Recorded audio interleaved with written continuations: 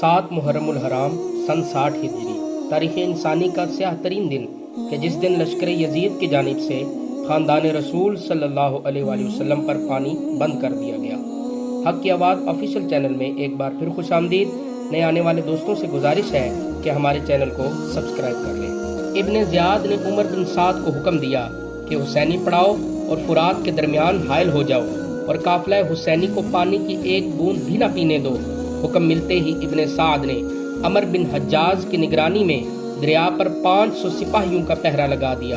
جب امام علی مقام علیہ السلام نے اپنے خاندان کو پیاس کی شدت سے نڈھال دیکھا تو اپنے بھائی حضرت عباس رضی اللہ تعالی عنہ کو 30 سواروں اور 20 پیادوں کی سرکردگی میں پانی لانے کے لیے فرات کی طرف روانہ کیا۔ جب دریائے فرات کے کنارے پہنچے تو عمر بن حجاج جو فرات کی نگرانی پر مامور تھا حسینی اصحاب سے لڑ پڑا، لیکن اس کے باوجود بھی حسینی جہانباز کچھ پانی خیموں تک لانے میں کامیاب ہو گئے۔ اس تمام صورتحال کی خبر عمر بن سعد نے ابن زیاد تک پہنچائی، جس کے رد عمل میں ابن زیاد نے عمر بن سعد کو لکھا کہ میں نے تمہیں اس لیے کربلا نہیں بھیجا کہ تم حسین بن علی سے مصالحت کرو یا ان کی سلامتی اور زندہ رہنے کی آرزو کرو، بلکہ ان کو یزید کے حکم کی تعمیل پر آمادہ کرو اور اگر نہ مانے تو ان سے جنگ کرو۔ اور اس کے ساتھ ساتھ ابن زیاد نے شمر کو لکھا کہ اگر عمر بن سعد نرمی دکھائے تو تم کمان اپنے ہاتھ میں لے لو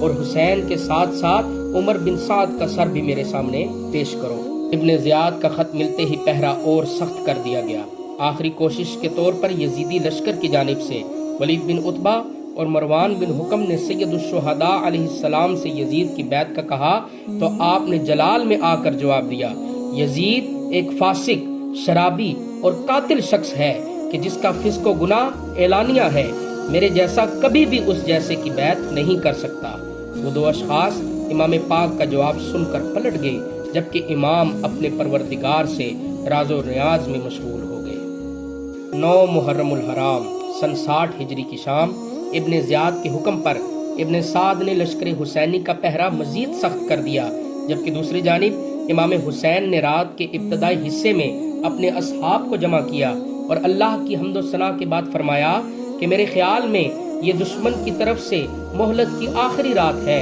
لہٰذا آگاہ ہو جاؤ کہ میں تم سب کو جانے کی اجازت دیتا ہوں۔ میں تمہاری گردن سے اپنی بیعت اٹھاتا ہوں، چونکہ رات کی تاریکی پھیل رہی ہے، لہٰذا فائدہ اٹھاؤ اور چلے جاؤ۔ آپ کے اس اعلان کے بعد اہل بیت و اصحاب نے نعرہ تکبیر بلند کرتے ہوئے آپ سے وفاداری کا اعلان کیا اور اپنی جانوں کو آپ پر قربان کرنے کا عزم کر لیا۔ آخر کار یوم عاشور کا سورج طلوع ہوا۔